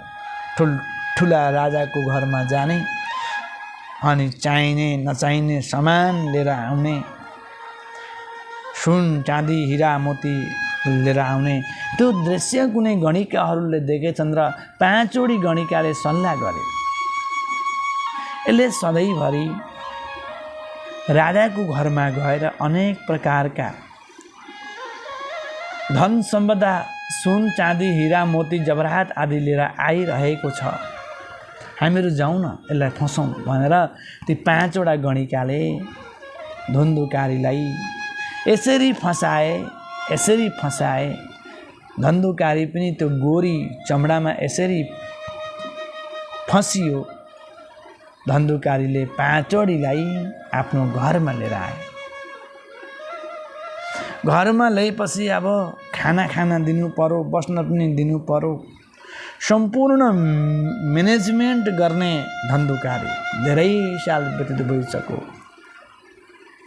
गणिकाहरूले भने हामीसँग हे धुन्धुकारी तिमी बसेको धेरै समय भयो, हामीलाई पनि त रहर छ, हामीहरू स्त्री जाति हौँ, हामीलाई सुन चाँदी हामीलाई चाहिन्छ, हामीलाई लपक्क भएका गहना आदि चाहिन्छन्। ल तिमीले हामीलाई ल्याऊ, तिमीले हामीलाई ल्याएर देऊ गहना आदि। धुन्धुकारीले चिन्ता नगर न, म हुँदै म ल्याइहाल्छु नि भनेर धुन्धुकारीले आज कुनै राजाको महलमा गएर महँगा गहना आदि लिएर आएर ती गणिकाको हातमा जब दिए। गणिकाको हातमा ती महँगा गहना जब हात लाग्यो तब गणिकाले विचार गरे सधैँभरि यो धुन्धुकारीले चोरेर त माल ल्याउँछ, एक न एक दिन यो राजालाई थाहा भयो भने यो आवश्यक पनि यो फस्ने छ। यदि यो फस्यो भने हामीहरू पनि फस्नेछौँ। यसलाई हामीहरू किन राखिरहने? कुनै न कुनै एउटा कर्म गरौँ, त्यो कर्मको द्वारा यसको पनि प्राणान्त होस्। आज धुन्धुकारीलाई ती गणिकाहरूले किसिमका मदिरा पिलाएर यति मदिरा पिलाए बन्धुबो, यति मदिरा पिलाए धुन्धुकारीले आफ्नो सुध बुध सबै मेटाइसके। गणिकाहरूले धुन्धुकारीलाई हातमा र खुट्टामा बाँधेर घरभित्रै गलामा रस्सी लगाएर अड्काइदिएर धुन्धुकारी मर्ने बेलामा केही भन्न चाहन्थ्यो, तर ती गणिकाहरूले बलिरहेको आगोको एउटा कुल्ठो ल्याएर धुन्धुकारीको मुखमा ठोस्दा भए र धुन्धुकारीले पनि आफ्नो प्राण त्यागेर प्रेत योनिमा भट्किरहँदा भए। गणिकाहरूले जति पनि सामानहरू थियो सबै बटुलेर जब जान थालेपछि समाजका मान्छेले भन्न थाले, कहाँ गएका तिमीहरू? खोइ आज धुन्धुकारीको चालचुल केही पनि छैन। तब ती गणिकाहरूले भने हामीहरूका स्वामी धुन्धुकारी सुदूर प्रदेश जानुभएको छ, धेरै समयको बादमा आउनुहुन्छ र उहाँले हामीलाई पनि बोलाउनु भएको छ र हामीहरू पनि उहाँको साथमै हामीहरू जाँदैछौँ। उहाँ चाहिँ अघि बिहानै निस्किनु भयो, हामीहरू चाहिँ निक्लिनको लागि अलिकति अप्ठ्यारो भयो र अलिकति समय लाग्यो र हामीहरू बल्ल निस्केका हौँ। हामीहरू त अब सुदूर सहरमा जाने हो।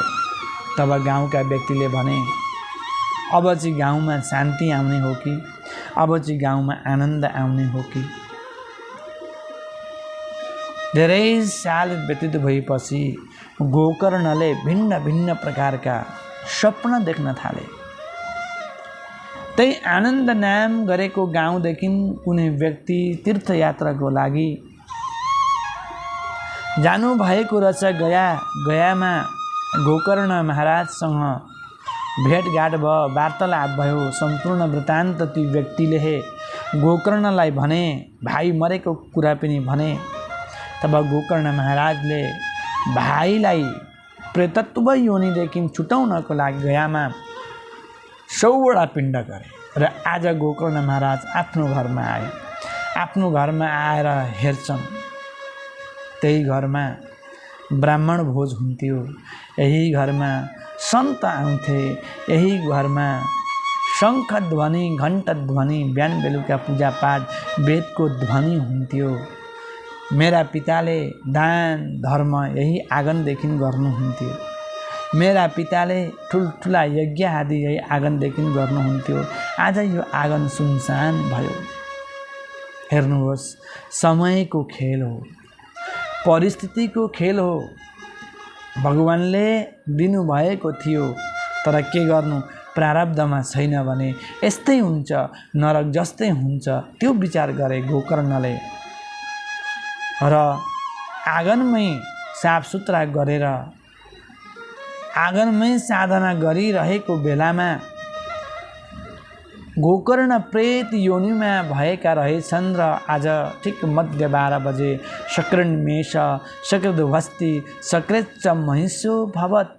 कहिले भैँसी हुने, कहिले भेडो हुने, कहिले मानव हुने, कहिले इन्द्र हुने, कहिले भैँसी हुने। यो दृश्य देखेर गोकर्ण महाराज छक्क परे अनि को हौ तिमी भन्न थाले। तर प्रेतत्व योनिमा प्राप्त भएको हुनाले धन्धुकारी बोल्न सकेनन्, आवाज निस्केन, शब्द शैली निस्किन र गोकर्ण महाराजले कमण्डलुमा भएको जल आफ्नो हत्केलामा लिएर 2-4 मन्त्र पढ्नु भएर अनि त्यो शब्द आउने दिशातिर जब त्यो जल छर्किनु भयो, छर्किँदाखेरि तब प्रेतत्व योनिमा भएको जुन प्रेत छ जसको नाम धन्धुकारी, त्यो बोल्न थालो। अहम भ्राता तदीयोस्मि धन्धुकारी ती नाम त। हे भाइ, हे दाजु, म तपाईँको भाइ हुँ, मेरो नाम धन्धुकारी हो।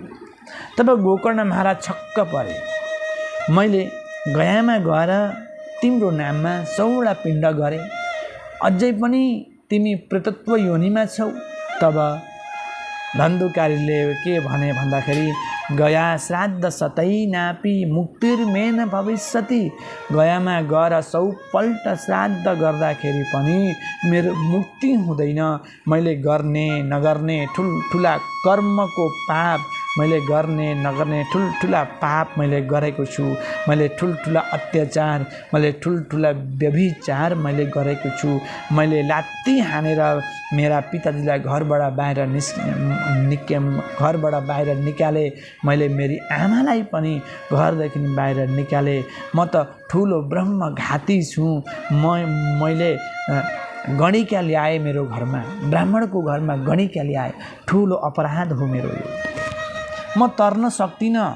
मैले ठुल्ठुला अपराध गरेको छु भाइ, अरू केही उपाय तिमी गर। मलाई धेरै कष्ट छ यो प्रेत योनिमा, म छुटकारा पाउन चाहन्छु। तब गोकर्णले भने, भाइ जाऊ, अहिले तिमी आफ्नो स्थानमा, म भोलि विचार गरेर भन्नेछु। प्रातःकाल भयो, स्नान वन्दन सूर्य अर्घ आदि दिएपछि गोकर्ण महाराजसित भेट गर्नको लागि गाउँका बुजुर्ग व्यक्तिहरू आउनुभयो। जब आउनुभयो तब गोकर्ण महाराजले सम्मान गर्नुभयो, आदरले बोल्नुभयो, मिठो स्वरले बोल्नुभयो र रात्रिमा भएको सम्पूर्ण वृत्तान्त त्यहाँ राखिदिनुभयो र त्यहाँ वयोवृद्ध भएका एकजना बुजुर्गले भन्नुभएछ, हे गोकर्ण, तिमी स्वयं ज्ञानी छौ, तिमीसँग सूर्यको कृपा छ, सूर्यको मन्त्र छ।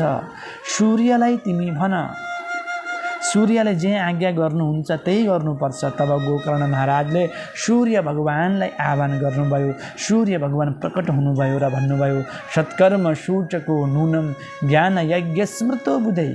यदि तिमी आफ्नो भाइलाई प्रेतत्व योनिदेखि छुटकारा गराउन चाहन्छौ भने तिमीले आफ्नो भाइको नाममा श्रीमद् भागवत महापुराण लगाइदियाला 7 दिनको। र त जुन कथा गर्छौ, कथा मण्डपमा, कथाको प्राङ्गणमा एउटा आसन राखिदेऊ र तिम्रो भाइले 7 दिन तक नियमले 7 दिन तक कथा श्रवण गरे भने प्रेतत्व योनिबाट छुटकारा हुनेछ भनेर भगवान श्री सूर्य नारायणले आज्ञा गर्नुभयो र सूर्य नारायण आफ्नो स्थानमा जानुभयो। समय आयो र आज ठिक अषाढ महिनामा गोकर्णले आफ्नो भाइको निमित्त आफ्नै आँगनमा आत्मदेव नाम गरेका ब्राह्मणले जुन आँगनमा ठुल्ठुला कर्म गर्दथे त्यही कर्मको फलस्वरूपले गर्दाखेरि आज त्यही आँगनमा साप्ताहिक ज्ञान यज्ञ भइरहेको छ। गोकर्ण महाराज व्यास गद्दीमा हुनुहुन्छ। धन्धुकारीलाई सप्तग्रन्थीको बाँस राखिदिनु भएको छ। सामने त्यहाँ आसन छ, आह्वान गर्नुभएको छ, हे भाइ तिमी कहीँ पनि छौ, तिम्रो निमित्त मैले यो तिम्रो प्रेतत्व योनि छुटकाराको लागि मैले साप्ताहिक ठुलो विशाल ज्ञान यज्ञ गरेको छु। तिम्रो उद्धारको लागि आऊ बस र म तिमीलाई आह्वान गर्छु र तिमीले सुन्दर ढङ्गले कथा श्रवण गर, तिम्रो उद्धार हुनेछ। कथामा समस्त ऋषि पनि आए, मनुष्य पनि आए, तपस्वी पनि आए, गरिब पनि आए, दुखी पनि आए, स्त्री पनि आए, समस्त वैष्णव भक्तगण पनि आउनुभयो र कथा प्रारम्भ भयो। प्रथम दिन, द्वितीय दिन, तृतीय दिन, चतुर्थ दिन, सप्तम दिनको जुन अन्तिम कथा भनिरहेका थिए त्यो बेलामा धन्धुकारी प्रकट भएर विशाल रूपमा प्रकट भएर धेरै धेरै धन्यवाद दिए आफ्ना दाइलाई, गोकर्णलाई। धन्योहम भारतोस्मि, हे भाइ तिमी धन्य छौ, यो देश पनि धन्य छ, यो ग्रन्थ पनि धन्य छ, तिम्रा शब्द पनि धन्य छन्, तिम्रो भक्ति पनि धन्य छ, तिम्रो भागवत महापुराण पनि धन्य छ। आज यसैको प्रभावले म सुन्दर रूपमा तुलसी मण्डित तुलसीको माला लगाएर सुन्दर किरीट मणिमुकुट लगाएर तिम्रो छेउमा चतुर्भुजमा म प्रकट भए। यो त कथाको प्रभाव हो, यो तिम्रो शब्दको प्रभाव हो, यो त शास्त्रको महत्त्व हो, यो त भागवतको गरिमा हो। यो भागवतको गरिमाले गर्दाखेरि आज मेरो उद्धार भयो। भाइ तिमी धन्य छौ, भाइ तिमी धन्य छौ। मैले तिमीलाई कोटि कोटि नमस्कार गरेँ। जब भन्दा भए त्यही बखतमा भगवान प्रसन्न भएर धन्धुकारीको लागि विमान पठाउनु भयो र पार्षदहरूले धन्धुकारीलाई, ए भक्त अब तिमी यो विमानमा बस र भगवान जहाँ बस्नुहुन्छ त्यहीँ जाउँ, यो भगवानले पठाएको विमान हो। त्यहाँ त धेरै श्रोताहरू थिए। श्रोताहरूले भन्न थाले, हे भगवान विष्णुका पार्षदो, यहाँ त कथा सुन्ने धेरैजना छन्, वैष्णव भक्तहरू छौँ, धेरै छौँ, त तिमीले एउटै विमान ल्यायौ जे? तब भगवानका पार्षदले भने, समस्त भक्तहरूले कथा त श्रवण गर्नुभयो, सुन्नुभयो, गोकर्णले के भने, तर मनन गर्नु भएन। 7 दिन तक यो धन्धुकारीले प्रेतत्व योनिमा भएर गोकर्णले भनेको कथा श्रवण पनि गरे, मनन पनि गरे, चिन्तन पनि गरे। त्यसको प्रभावले गर्दाखेरि आज भगवान प्रसन्न भएर आज विमान पठाउनु भएको छ। हजुरहरूले पनि पुनः 7 दिन तक कथा श्रवण गर्नुहोस्, मनन गर्नुहोस्, चिन्तन गर्नुहोस्। भगवानले आवश्यक हजुरहरूको बिचमा धेरै धेरै विमान पठाइदिनु हुनेछ। र धन्धुकारी पनि भाइलाई धेरै धेरै धन्यवाद दिँदै, धेरै धेरै वन्दन गर्दै भगवान श्री विष्णुको साकेत धामतिर लागे। भन्नुहोस् राधे राधे। वैष्णव भक्तहरूले गोकर्णलाई भन्न थाले, गोकर्ण महाराज फेरि एकपल्ट कथा होस् न, हामीहरू ध्यान से कथा सुन्छौँ, हामीहरू मनन लगाएर कथा सुन्छौँ। तब पुनः सावन महिनामा पुनः साप्ताहिक ज्ञान यज्ञ भयो। त्यो साप्ताहिक ज्ञान यज्ञमा अत्रि, वशिष्ठ, च्यम अनेक ऋषिहरू आउनुभयो। ब्राह्मण, वैश्य, शूद्र, क्षत्रिय चारै वर्णका व्यक्तिहरू बसेर त्यो कथा सुन्नुभयो। दिनभरि जुन सुन्नुहुन्थ्यो, रातभरि त्यो चिन्तन गर्नुहुन्थ्यो। 7 दिनको त्यो कथाको प्रभावले भगवान श्री कृष्णले, भगवान विष्णुले कृपा गर्नुभयो।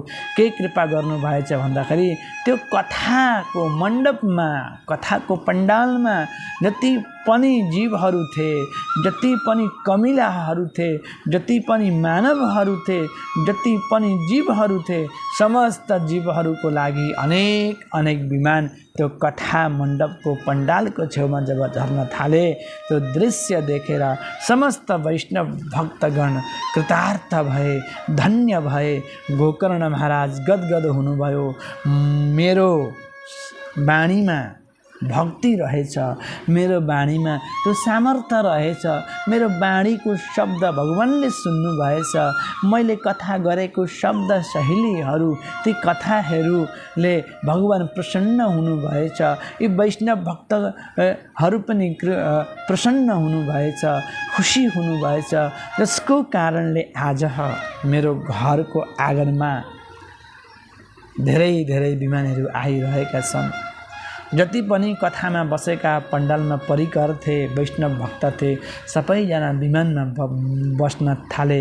भगवान प्रकट हुनुभयो, गोकर्णलाई आलिङ्गन गर्नुभयो। धन्य छौ तिमी, तिम्रो त्यो ज्ञानले प्रतत्व योनिमा भएको धन्धुकारीको पनि मुक्ति भयो। तिम्रो ज्ञानले, तिम्रो कथा पण्डलमा भएका कमिलाबाट लिएर हात्ती पर्यन्तका जीव पनि उद्धार भए, कृतार्थ भए। तिमी धन्य छौ। धेरै आशिष वचन दिनुभयो र भन्नुभयो, यसै गरेर तिमी संसारमा बसोबास गरेर भागवतको कथाको प्रचार प्रसार गर, जनजनमा प्रचार प्रसार गर, वैष्णव भक्तलाई यो कथा सुनौ। तिमीलाई म लिन एक न एक दिन आउनेछु। अहिले तिमी संसारमा बसोबास गर, धर्मको प्रचार गर, ज्ञान जुन छ ज्ञान बाणी राख तिमी भनेर भगवानले धेरै धेरै आशिष वचन दिनुभएर भगवान श्री विष्णु समस्त वैष्णव भक्तलाई लिएर आफ्नो साकेत धाम जानुभयो। जुन प्रकारले रामजीले समस्त अयोध्यावासीलाई लिएर जानुभएको थियो, त्यही हिसाबले समस्त वैष्णव भक्तलाई भगवान श्री विष्णुले आफ्नो लोकमा लिएर जानुभयो। भन्नुहोस् राधे राधे। यो प्रकारले मैले हजुरहरूलाई यो आत्मदेव नाम गरेको ब्राह्मणको कथा मैले सुनाएँ। आत्मदेव भनेको को हो? आत्मदेव भनेको म हुँ। आत्मदेव भनेको तपाईँ। हामीलाई पुत्रको तृष्णा छ, हामीलाई धनको तृष्णा छ, हामीलाई माटोको तृष्णा छ, हामीलाई सम्पत्तिको तृष्णा छ। आत्मदेव आत्मन रमण इति आत्मदेव। जो व्यक्ति आत्मामा रमण गर्दछ त्यो व्यक्तिको नाम आत्मदेव हो। तपाईँ आत्मदेव, समस्त जीवहरू आत्मदेव। तर यी जीवहरू हामीहरू कुनै न कुनै विषयमा आसक्ति भएर हामीहरू यति दलदलमा फस्छौँ कि हामीहरूको पनि प्रेतत्वको जस्तै हुन्छ। सन्तले भनेका थिए आत्मदेवलाई, सन्तानदेखि कहिले पनि सुख पाइँदैन, आनन्द पाइँदैन। आत्मदेवले मानेनन्। सन्तले एउटा फल दिए, सन्तले दिएको फलमा विश्वास, ब्राह्मणले दिएको कुनै पनि वस्तुमा विश्वास, गुरुले दिएको कुनै पनि वस्तुमा विश्वास, मातापिताको वचनमा विश्वास गर्दा मात्रै फलिफाप हुन्छ। तर आत्मदेवकी श्रीमतीले त्यो फल खाइनन्। फल खान्थिन् भने गोकर्णको जन्म हुन्थ्यो। यहाँ एउटा सिख मिल्छ।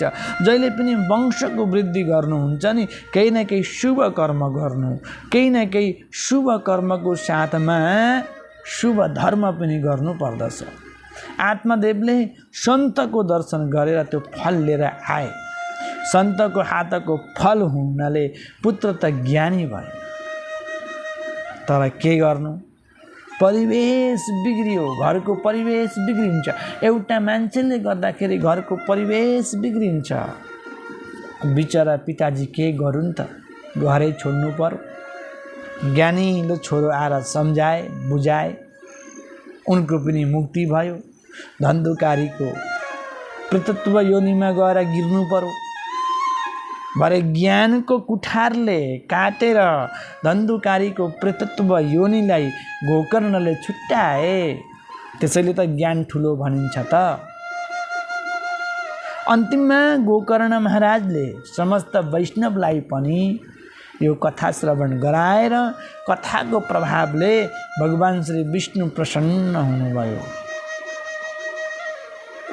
जति पनि कथा मण्डपमा वैष्णव भक्तहरू बस्नु भएको थियो समस्त भक्तहरूको लागि विमान पनि आयो र साकेत धाम जसरी श्रीराम जानु भएको थियो त्यही अनुसारले समस्त वैष्णव भक्त पनि साकेत धामै जानुभयो। यसैको साथमा हजुरहरूको बीचबाट म बिदाई लिँदैछु। हजुरहरूले यो आत्मदेव नाम गरेको ब्राह्मणका कथा, आत्मदेव नाम गरेका ब्राह्मणको जुन कथा छ यो कथालाई सुनिदिनु होला र आनन्दमा विभोर हुनुहोला। म त अझै पनि एउटै कुरो गर्दछु, आत्मदेव नाम गरेका ब्राह्मणले पुत्र प्राप्तिको लागि, पुत्र कामनाको लागि, पुत्र होस् भन्नको लागि के चाहिँ गरेनन् त, तर भाग्यमा छैन भने ढोकामा कहिले पनि नदुनुहोस्, नत्र कष्ट हुन्छ आत्मदेवको जस्तो। हजुर छोरो छोरो छोरो भन्नुहुन्छ, आफ्नो पराय हुन्छ, पराय आफ्नो हुन्छ। सत्य देखिँदैन, असत्य देखिन्छ। र यो पुत्रको तृष्णा त्यागिदिनुहोस् र भक्तिको तृष्णा लिनुहोस्। यसैको साथमा जय श्री राधे, जय श्री कृष्ण। कृष्णाय वासुदेवाय हराय परमात्मने प्रणतक्लेशनाशाय गोविन्दाय नमो नमः।